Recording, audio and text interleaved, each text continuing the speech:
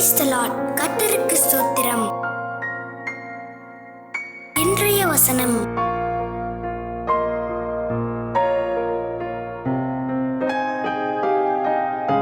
நீதிமொழிகள் 2:1-8 என் மகனே, நீ உன் செவியை ஞானத்திற்கு சாய்த்து உன் இருதயத்தை புத்திக்கு அமைய பண்ணும் பொருட்டு நீ என் வார்த்தைகளை ஏற்றுக்கொண்டு என் கட்டளைகளை உன்னிடத்தில் பத்திரப்படுத்தி ஞானத்தை வா என்று கூப்பிட்டு புத்தியை சத்தமிட்டு அழைத்து அதை வெள்ளியைப் போல் நாடி புதையல்களை தேடுகிறது போல் தேடுவாயாகில், அப்பொழுது கர்த்தருக்கு பயப்படுதல் இன்னதென்று நீ உணர்ந்து தேவனை அறியும் அறிவை கண்டடைவாய்.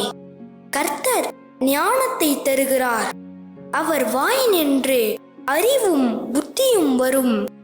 அவர் நீதிமான்களுக்கென்று மெய்ஞானத்தை வைத்திருக்கிறார். உத்தமமாய் நடக்கிறவர்களுக்கு அவர் கேடகமாயிருக்கிறார்.